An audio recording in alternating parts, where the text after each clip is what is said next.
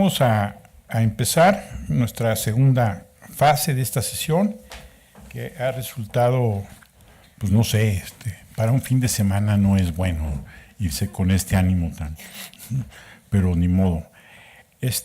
Y que creo que sí estamos viviendo muchas cosas que en Argentina, por lo que nos describen, está viviendo. Ahora, no sé cuánto dura el video. 4. Vamos a, si lo consideran conveniente, ver este video. Nada más estoy esperando que me digan a qué horas lo empezamos. Este video, bueno, ustedes saben mejor la historia, que nos pueden platicar, que yo lo vi hará cosa de un par de meses, un mes quizá, no sé, y pues me pareció interesante, pero no sabía todo lo que había de trasfondo, y me platicaban de las mujeres que aparecen en el video, son científicas importantes en Argentina, y lo que están haciendo es una protesta. En el contexto de todo lo que nos platicaron, pues adquiere mayor relevancia. Entonces, cuando nos digan, bueno, perfecto, adelante. Entonces, lo escuchamos 4 minutos este video antes de pasar esto. O si nos quieres platicar un poquito antes exacta de qué se... brevemente.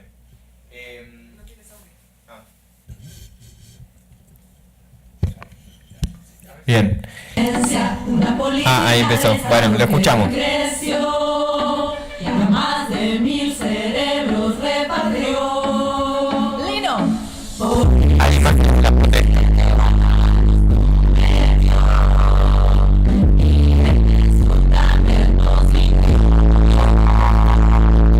Sí, nuestro ministerio quieren desarmar. Se están acercando y van a abandonar. Solo todas juntas podemos frenarlo.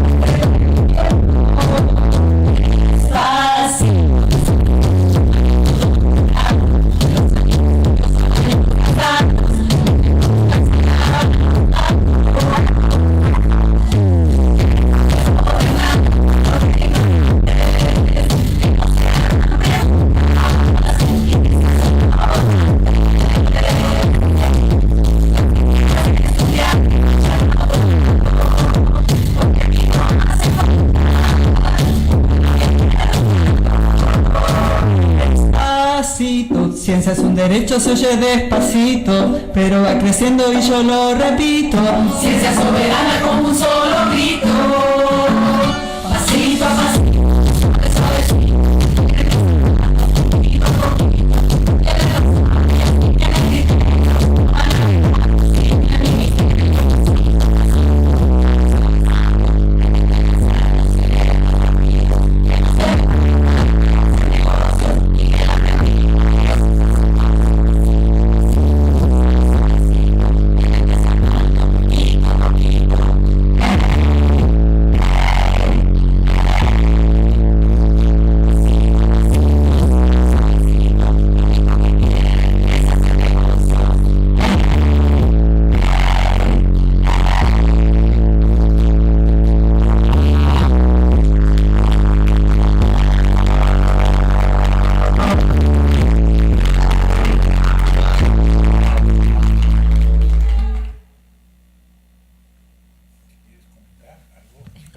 Les comento brevemente a raíz de qué es el video.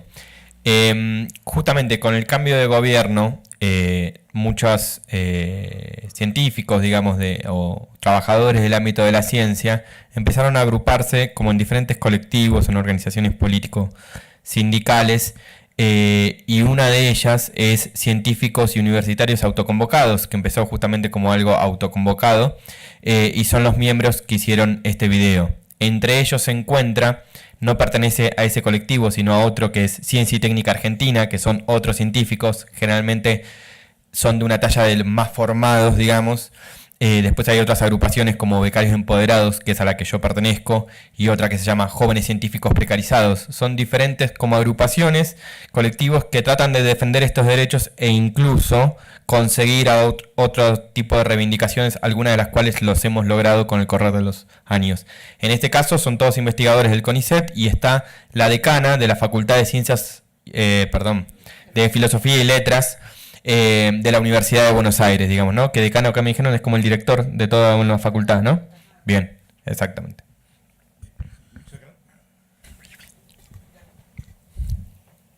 Gracias.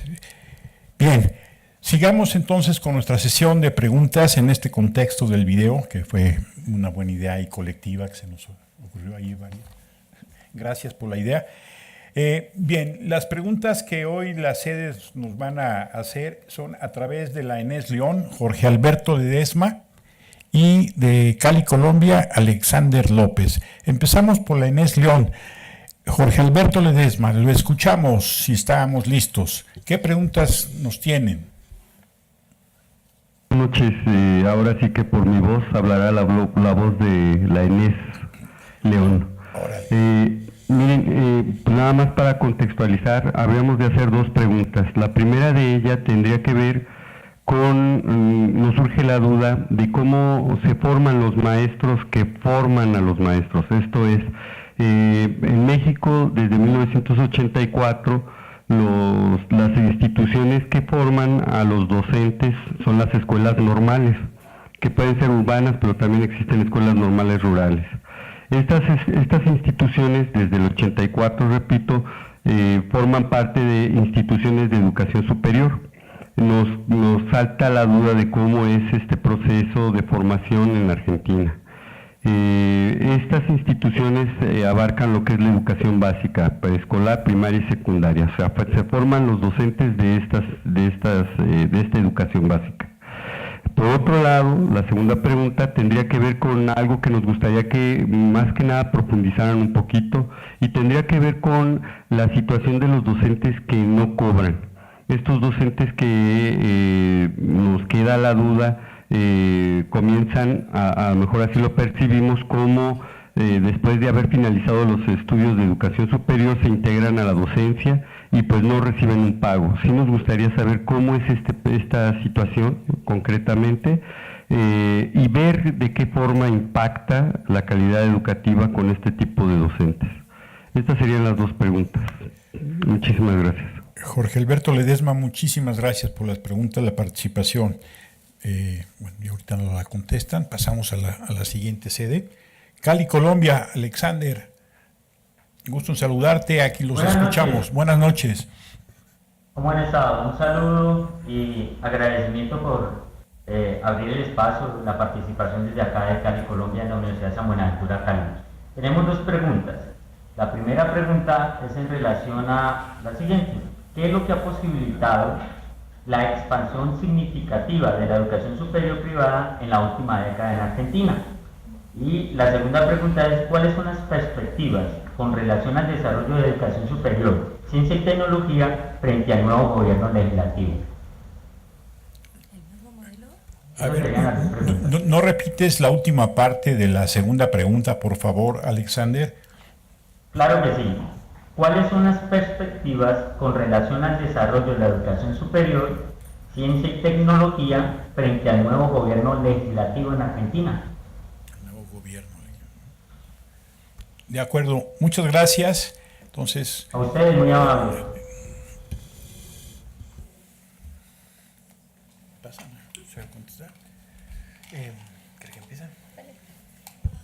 Bueno, Respecto a la primera pregunta, ¿no? Que tenía que ver cómo se forman los maestros que forman a los maestros, ¿no? O los docentes que forman a los futuros docentes. Bien, acá la formación docente en Argentina es bifronte, o sea, se forman docentes y maestros tanto en el nivel superior universitario como no universitario. Hay que hacer ahí una distinción histórica y también por nivel de maestro que se forma, ¿no? Antiguamente también en Argentina estaban las escuelas normales. De hecho, se siguen llamando normales, aunque ya no son tales por lo que fue el proceso de transferencia de las escuelas nacionales que dependían del Poder Ejecutivo Nacional, del Ministerio de Educación, hacia las diferentes jurisdicciones, provincias o estados. Antiguamente estaba la escuela normal que formaba a los maestros de primaria, ¿no? Era lo que era el magisterio. Y hasta, no me acuerdo bien la fecha, creo que fue el año 67, pero lo podría confirmar, esas escuelas normales funcionaban como quien terminaba el secundario ahí, se convertía en maestro, profesor de primaria y podía ejercer. Luego de esa fecha se empezaron a constituir los magisterios, que fue justamente un nivel específico de formación hacia los docentes de primaria y secundaria, que es hoy como continúan. Leticia les habló de los institutos de formación docente y los institutos técnicos profesionales. Bueno, y algunos que compartían ambas modalidades. Bueno, justamente hoy en día los institutos de formación docente son los que forman a los docentes de la escuela primaria y la escuela secundaria, y son dos tipos de institutos, o sea, el que forma para primaria no forma para la secundaria, digamos, porque el de primaria es general y el de secundaria ya es específico, directamente está el profesorado de historia, de geografía, de ciencias sociales, de física, de matemática, de biología, etcétera, etcétera, etcétera. De hecho, en Capital hay dos instituciones públicas grandes, que es el Instituto Joaquín B. González y el Alicia Moro de Justo. Hay otros también. Esos son los más significativos del ámbito estatal. Y después están los que eran las antiguas escuelas normales. Yo fui a la escuela normal número 2, Mariano Costa, por ejemplo, que tiene su profesorado de escuela primaria. Bien, ese por un lado. Por el otro lado, lo que está es el sistema universitario de formación de docentes, que, por ejemplo, en algunas carreras, como en la mía, yo estudié la licenciatura de Sociología y una vez graduado pude hacer lo que sería el profesorado, que son algunas materias más por las cuales me convertí en profesor de educación media y superior. Digamos, es un título que te habilita a dar, no en la escuela primaria, pero sí en la escuela secundaria y en nivel superior. Otras carreras, por ejemplo, como la licenciatura de Historia, uno se puede recibir de profesor de Historia antes de ser licenciado en Historia. E incluso con el profesorado uno puede aspirar a becas de posgrado, maestría y doctorado sin tener la licenciatura.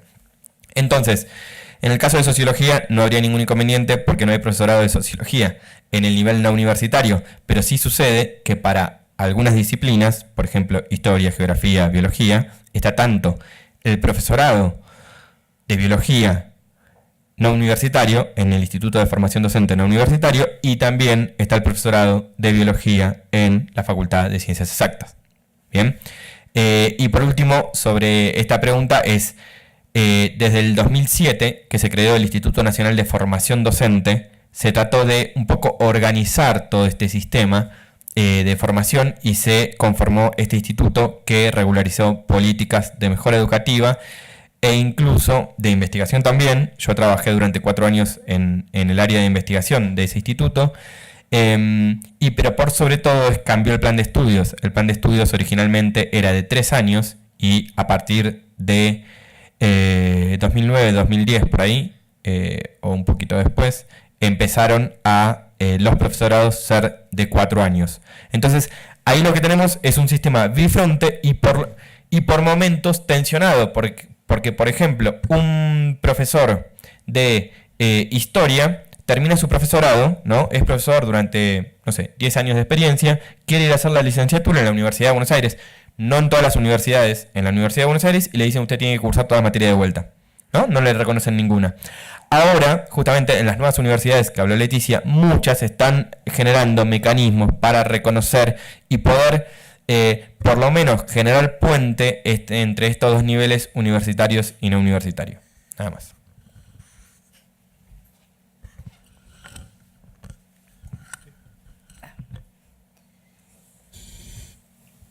Bueno, respecto de los docentes ad honorem,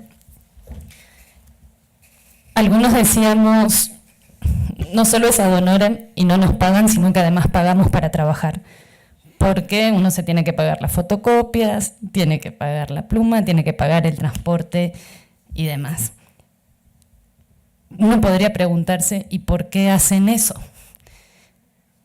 Y casi que se convierte en la manera de poder entrar. Y al principio uno llega y dice, bueno, es la manera en que tengo para poder empezar la carrera docente, porque los concursos, sobre todo los concursos de asignatura, son casi nulos. ¿Cómo voy a hacer para poder tener antigüedad docente si no empiezo a trabajar de esta manera? Y entonces al principio entramos todos muy contentos, y después cuando nos empezamos a dar cuenta, primero de que no es de uno solo, ¿sí? La carrera académica suele ser bastante... muchas veces la llevamos de manera muy individual, pero cuando empezamos a ver que somos tantos los que estamos en esas condiciones y que finalmente no está bueno, porque muchas veces sostenemos la cátedra entera con trabajo gratuito. En la cátedra en que yo entré a trabajar cuando empecé en el año 2001, había la estructura de cátedra era un profesor a cargo, que ni siquiera estaba nombrado como titular, figuraba como asociado de otra cátedra, se le abrió la cátedra a él y éramos 6 docentes ad honorem, sin siquiera un nombramiento por parte de la universidad. Para la universidad no existíamos. Nosotros íbamos igual y firmábamos, poníamos nuestro nombre en la planilla y ahí firmábamos de que dábamos clases. Y no es que la universidad no lo sabía, claro que lo sabía, sino cómo hacen para que salga en la plantilla de que hay 6 cursos abiertos y no hay profesor, y además era en horario simultáneo. Bueno. Y si no la peleas, nadie te va a ir a buscar a decirte, ay, te vamos a dar el nombramiento primero, ay, después te vamos a dar la renta. Y sí, claro que afecta al... No me animaría a hablar de calidad, porque ahí entramos en otro problema de qué es la calidad, pero a los que trabajamos como docentes en esas condiciones, claro que nos afecta. En ese momento pasaba algo particular. El nivel salarial del docente de los cargos que teníamos nosotros eran realmente muy, muy bajos.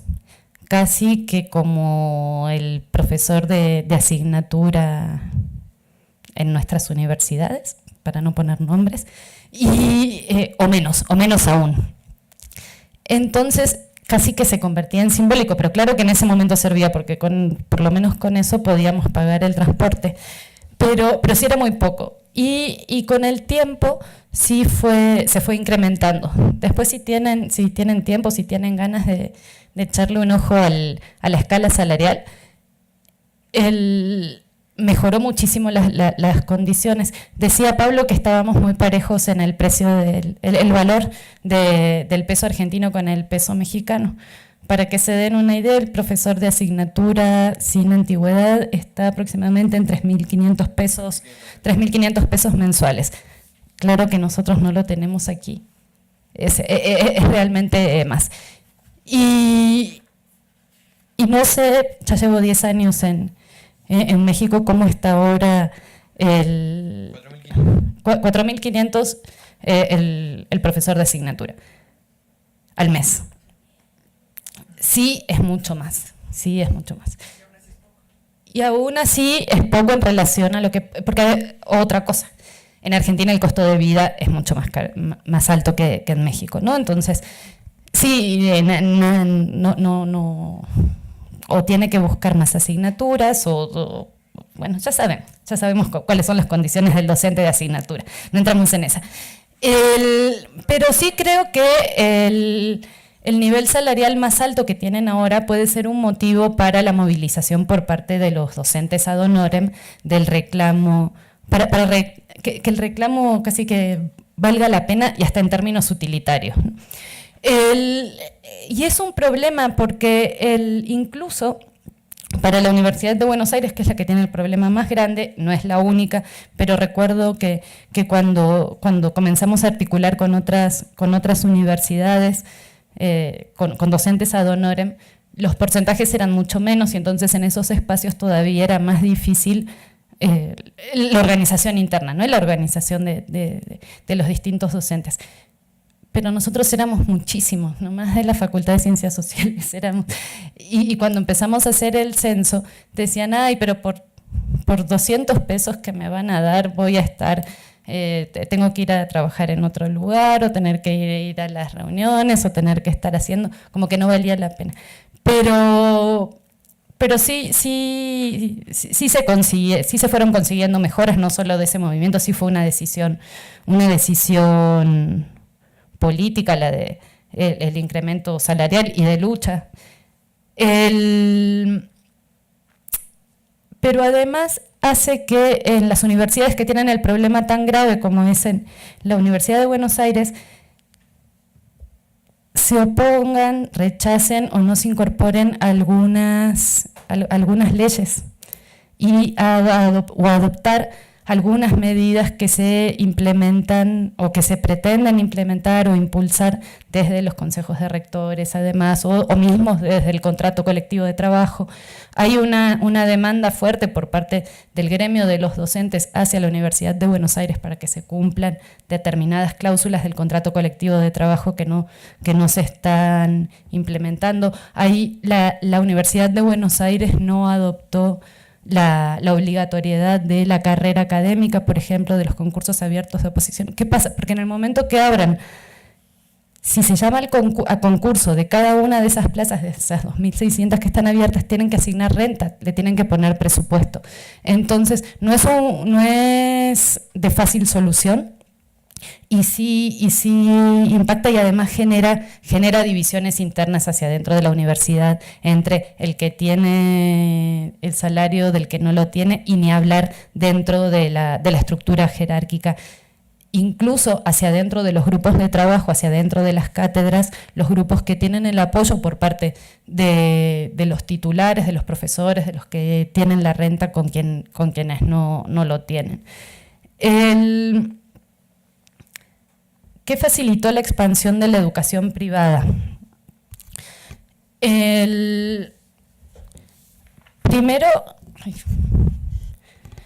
la misma ley y los trámites que tienen que... La burocracia que se organizó alrededor de para la aprobación de la apertura de las universidades, la aprobación de los planes de estudios y de las carreras que se iban a impartir, que si bien no es sencillo, sí facilitó respecto de los procesos que se tenían que realizar antes. Pero, digamos, eso en términos burocráticos y formales. Facilitó también el tipo de carreras que comenzaron a ofertar. Si nosotros miramos el tipo de carreras que tienen mayor matrícula dentro de la educación privada, y de las nuevas instituciones, de los nuevos institutos y universidades, muchos están enfocados hacia el área de salud, en donde estudiar la carrera de medicina, por ejemplo, es muy largo y caro. Si nosotros fuéramos a ver, antes les mencionaba de los estudiantes que trabajan. Hay carreras en las que son pocos los estudiantes que trabajan o trabajan durante las vacaciones, como puede ser medicina, como puede ser arquitectura, las que tienen una carga horaria y de trabajo muy, muy fuerte. Y además la carrera de medicina en Argentina es larga, muy larga, dura por lo menos 7 años. Y entonces estas universidades fueron encontrando un nicho, quizás no van a dar o sí ofertan la carrera de medicina algunas, y otras otro tipo de carreras que las universidades tradicionales no las estaban ofertando. Y la otra gran rama de carreras que están ofertando tienen que ver con las actividades empresariales. Marketing, por ejemplo, el comercio exterior, otro tipo de carreras que se presentan como prometedoras con una salida laboral rápida, que las universidades públicas a veces no las están ofertando o que duran más tiempo. Entonces, creo que la expansión tiene que ver con la oferta y como les mencionaba antes, la oferta de carreras a distancia. Eso favoreció muchísimo la expansión del sector. ¿Cuáles son las perspectivas ante el nuevo gobierno legislativo? Ay, ¿lloramos todos? Bueno, voy a mantener mi dosis de optimismo y que espero que sigan haciendo ese tipo de acciones para resistir. O sea, sí creo que viene un ajuste fuerte, o por lo menos el intento. Y si hasta ahora no avanzó, no se avanzó, incluso desde la época de Menem, que fue una arrolladora de lo que hizo con el país, las universidades medio que sobrevivieron, y se avanzó mucho en la ampliación de la oferta de educación superior, incluso en becas, pero hasta me daría medio vergüenza decir los números, porque la verdad que el número de becas en Argentina es muy chico, o sea, y eso ya no lo trabajamos, pero de eso sí hay estudios, hay materiales que ustedes pueden leer, de cómo se amplió la oferta de becas para la educación superior, pero sigue siendo limitada. Preparando las becas de ayudas económicas. Las becas de ayuda económica, sí. Sí, porque por matrícula no hay que pagar. Le contaba a Pablo que ayer entré a ver a bajar los últimos documentos de un rubro de becas de la Universidad de Buenos Aires para sus estudiantes, y tienen el detalle de que se publica con nombre y apellido de cada persona que va a recibir una beca. Y uno abre el documento y son documentos todavía escaneados, ¿no? Y entonces no se pueden contar, uno no puede copiar y pegar al Excel, tiene que contar uno por uno. Eran tan poquitos que se podían contar. ¿Sí? En un rubro completo de beca para toda la universidad había 44 estudiantes. Y que eran becas de ayuda económica, no era que era específico para... No, bueno. Sigue siendo poco, pero sí es cierto que ha habido un avance también en términos de las ayudas económicas y de programas específicos que se fueron definiendo desde el gobierno nacional y desde las propias universidades, porque en el ejercicio de la autonomía las universidades pueden generar sus propias políticas. Lo que es cierto es que sin dinero esto se vuelve cada vez más difícil. Y hubo una conferencia de prensa, ¿fue cadena nacional? No, lo de antes de ayer. Bueno, yo creo que no, porque una de las críticas a la presidenta anterior era que hacía cadenas nacionales, ¿no? Y entonces cortaba la televisión y daba discursos. Entonces uno de los argumentos de campaña del actual presidente era que se terminaban. Yo imagino que no lo habrá hecho, pero igual como si lo hubiera sido, porque todos nos enteramos de lo que dijo, y dijo que había que ajustarse y entre ellos se tenían que ajustar las universidades. Y entonces sí va a venir, creo que complicado el panorama, y va más allá del legislativo. Es cierto que le fue muy bien en las elecciones, pero Argentina, y con este presidente también igual se mantiene, hay un presidencialismo fuerte, y entonces casi que lo que diga, no tiene mayoría absoluta, pero con alianzas logra las mayorías para sacar adelante las medidas que quiere hacer. Lo que sí creo que si quiere reducir presupuesto va a tener que cambiar ley o hacerlo de hecho, y entonces, pero no creo que el panorama sea muy bueno. y si van a venir movilizaciones, pero bueno, en eso estamos acostumbrados, o sea, el movimiento permanente. Yo quería comentar una sola cosa, que es respecto de la parte de ciencia y tecnología, que supuestamente el presidente había en su campaña prometido llegar al 1,5% de inversión en ciencia y tecnología, y ahora se redujo al 0,67%, y en el presupuesto que ya está armado, todavía no está aprobado, digamos, pero se aprueba en el mes de noviembre, se está manteniendo esa restricción presupuestaria, ¿no? A los mismos niveles, o sea, no se piensa aumentar en esa promesa de campaña. ¿Qué dice frente a eso y el nuevo contexto? Es que la inversión en ciencia y tecnología tiene que venir del ámbito privado, ¿no? Directamente, entonces que se tiene que articular. Cuando sabemos que los países con más inversión en ciencia y tecnología lo han hecho al principio con inversión muy fuerte del Estado, por ejemplo el caso de Estados Unidos, ¿no? Y después fueron acompañando los sectores productivos del ámbito privado. Eso por un lado. Y respecto de lo de la universidad y el discurso que se maneja, que ahora vuelve la cuestión de la eficiencia, ¿no? O sea, el presidente dijo, aumentó tanto la planta docente, aumentó tanto por ciento la planta de estudiantes y la terminalidad es el 30% que los que había mencionado Leticia, ¿no? Y a partir de ahí arma un discurso sobre eficiencia. Hay una diferencia sobre la educación superior y el resto del nivel educativo argentino, que es que en educación superior por ahora se habla de eficiencia, pero no se habla de calidad.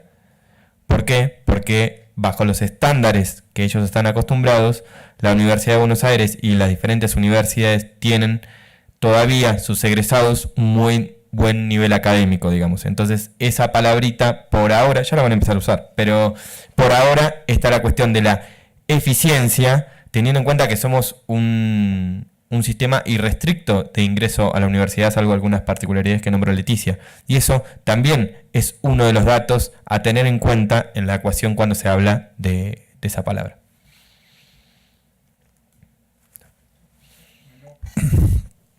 Mientras nos preparamos para las preguntas aquí de la sede del Instituto aquí de Económicas, unos comentarios. Creo que muchas de las preguntas que se hacen a través del correo, de alguna u otra forma las han abordado. Lo que sí se nota es que el tema de los ad honorem ha causado la mayor cantidad de preguntas. Que van desde, bueno, de qué viven, ¿no? De qué viven. La otra es, tomando algunos de la lectura de Marcela Molis, que están en hablan de que si eso no está afectando la calidad de la docencia en términos de cómo es que entran o cómo son seleccionados, relacionado con esto.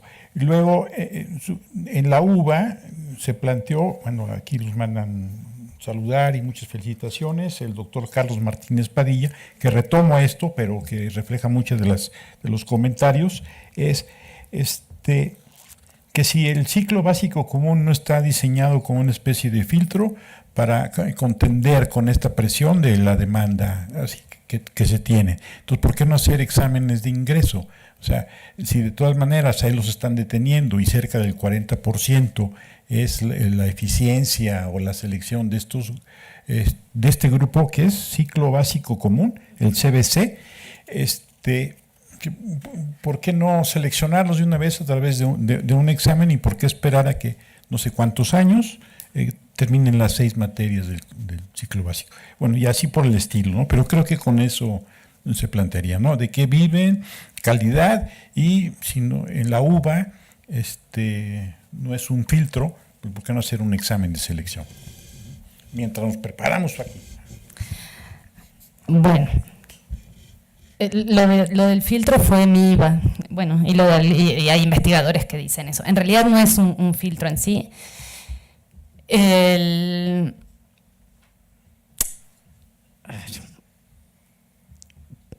Sabemos, y eso pasa en todos los niveles educativos, que durante el primer año de estudios es cuando se dan los niveles más altos de deserción. En el caso de la Universidad de Buenos Aires, el primer año coincide con el ciclo básico común. ¿Por qué estaba pensado de esta manera este ciclo básico? Cuando uno elige la carrera que va a estudiar y todavía está en la secundaria, se había pensado que es una introducción a la universidad con materias más generales. Las dos materias que cursamos para todas las carreras son introducción al pensamiento científico e introducción a la sociedad y el Estado. No sé si siguen siendo las mismas, yo creo que sí, porque esas no van a cambiar, a ver cómo hacen. Y luego, dos más por áreas disciplinares. Supongamos yo elegí una carrera y estaba como en duda, bueno, alguna carrera de ciencias sociales. Si yo me quiero cambiar durante el primer año que estoy en el ciclo básico, digo, en lugar de estudiar relaciones del trabajo, me quiero pasar a sociología, solamente con hacer una asignatura diferente ya me puedo cambiar de carrera. Fue pensado en esa lógica, en la lógica además de no introducir exámenes de ingreso y no poner cupos. Eso sería, ahí sí que sería una revolución en Argentina. O sea, es una... Eso y la gratuidad. Sí, la gratuidad y el acceso irrestricto son luchas que se vienen dando del 18 para acá. O sea, no se dieron de un día para el otro y en el 18 no se consiguieron, pero sí son conquistas.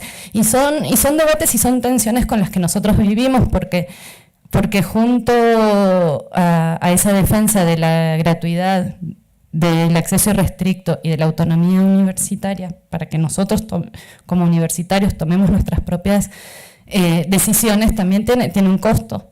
Tiene un costo de que cuando vamos a tomar clase los salones son de 150, son 200 personas, de que no esté limpio, de que no tengamos condiciones como las que nosotros estamos teniendo acá. Y entonces ya empiezan a jugar cuestiones subjetivas de cada uno de nosotros y políticas también, que sabemos de que todo no se puede y entonces ¿qué preferimos? Si me preguntan a mí de manera individual y como defensora de la educación pública, digo, prefiero estar sentada en el piso y que todos los que podamos y querramos estemos sentados en este lugar y que no importe que durante la secundaria, si a mí me hubieran controlado el promedio de la secundaria, como sucede en México, yo no hubiera estudiado en la universidad pública, o sea, yo no llegaba al 7, ni para sentarme a dar el examen, porque en la secundaria estaba en otra cosa, después medio me ordené y entonces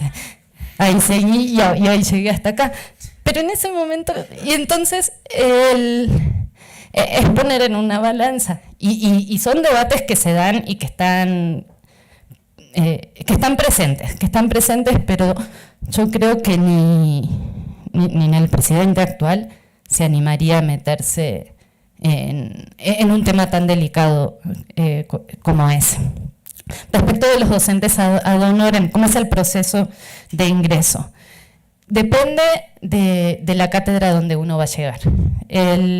En mi caso particular, entré por un concurso interno, el profesor titular de cátedra había puesto un cartelito, yo pasé caminando y vi el cartelito, porque si no es un concurso formal de la universidad, y entonces había que entregar el currículum y un ensayo y una propuesta de lo que se quería hacer en la investigación, y él seleccionó y por alguna razón quedé ahí.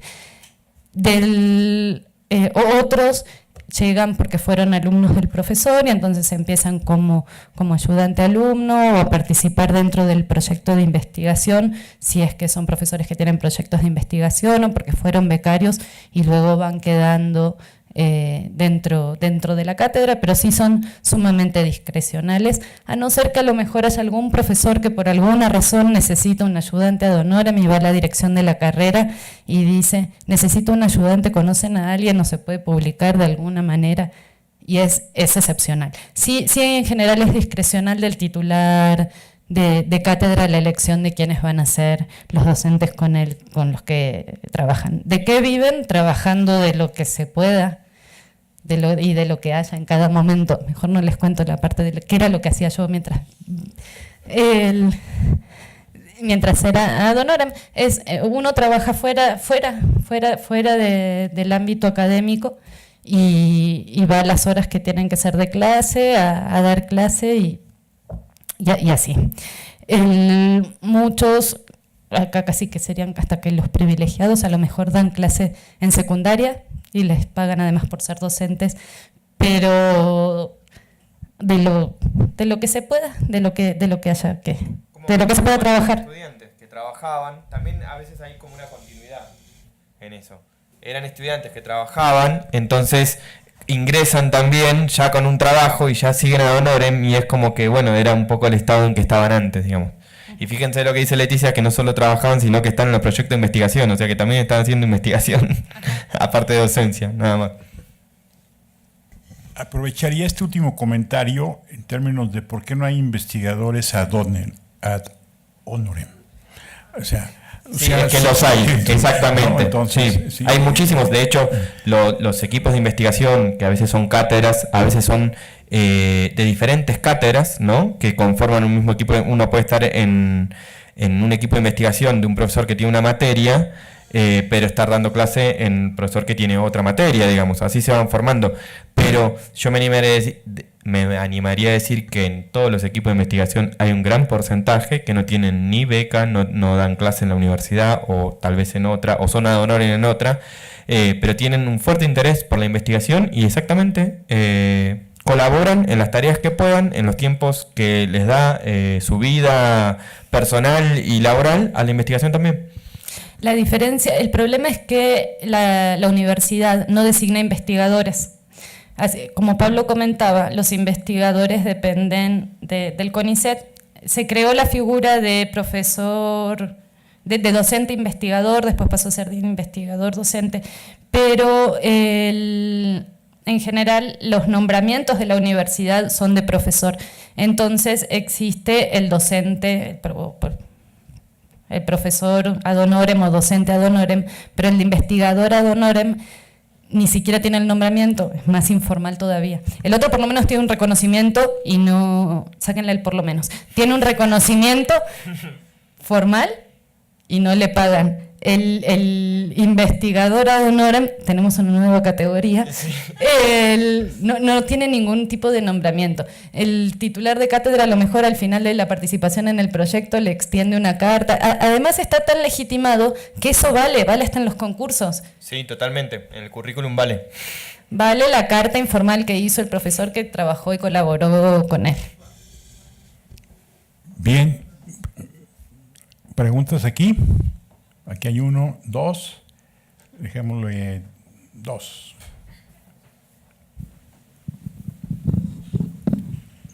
Acuérdense de su nombre y adscripción. Hola. Hola. Xochitl Martínez, de la Facultad de Filosofía y Letras, de aquí de la UNAM, de Ciudad Universitaria. Considerando que la situación creo que de los países que hemos visto es de los que menos discrepa de México, entonces me atrevo a hacer esta pregunta. ¿Hasta qué punto organismos como el que hablan que es similar al CONACYT mexicano coadyuvan o se extrapolan, en su opinión obviamente, la autonomía y ese tipo de centros, ¿no?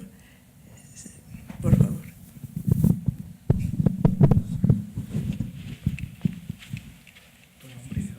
Sí. Iraíz, del doctorado de investigación educativa del CIMBESTAP. Bueno, solo para seguir con la catarsis de los profesores ad honorem, pregunta es, cuando son estudiantes del posgrado del CONICET, ¿pueden ser profesores ad honorem? Se estila. Y bueno, tomando en cuenta que los argentinos son migrantes naturales, estas políticas, estas condiciones han hecho que aumenten la migración por fines académicos y tienen supongo que con estos recortes, las políticas de la repatriación de los científicos, que sería súper importante porque pues se va la inversión, ¿no? Al final del día, supongo que Argentina, no sé si hay algún estudio que identifique cuánto pierde por los académicos que emigran porque no encuentran condiciones dentro del sistema del CONICET. Aprovecharía esta última pregunta. Dos cosas. Reconocer el gran trabajo que hace la sede de la UAP, que nos mandan una cantidad de preguntas y sobre todo de una gran diversidad de organizaciones académicas alrededor de la universidad. Y una de ellas, que ahorita la recuerdo, es sobre la población indígena, que no se mencionó en la presentación, sobre si tienen o no acceso o si hay universidades donde esta población es atendida. Y ya nos vamos. Bueno, entonces, rápido. Te dejo la de los organismos. Cómo afectan a la autonomía.